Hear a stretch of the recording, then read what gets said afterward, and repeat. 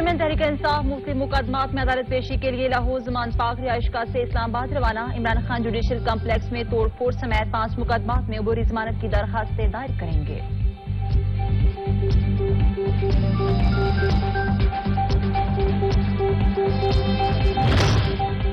پیمرا نے آج اسلام آباد میں تمام ریلیوں عوامی اجتماعات کی لائیو اور ریکارڈڈ کوریج پر پابندی عائد کر دی۔ پیمرا کی جانب سے 1 روز کے لیے پابندی کا نوٹیفیکیشن جاری کر دیا گیا۔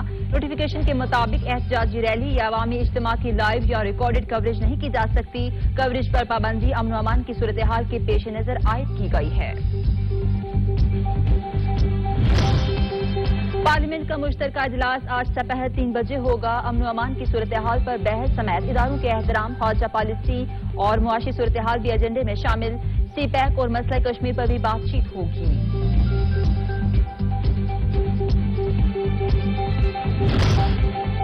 سندھ کے 15 اضلاع میں بلدیاتی انتخابات کی ری پولنگ کے تمام 59 نشستوں کے غیر سرکاری اور غیر حتمی نتائج موصول۔ غیر سرکاری اور غیر حتمی نتائج کے مطابق پیپلز پارٹی نے 39 نشستیں جیت کر میدان مار لیا، جبکہ 6 نشستوں پر جی ڈی اے کامیاب رہی۔ 9 سیٹوں پر آزاد امیدوار جیت گئے۔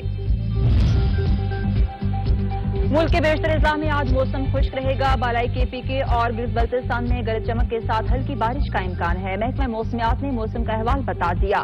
کراچی میں نیا سسٹم داخل ہونے سے بادل برس سکتے ہیں۔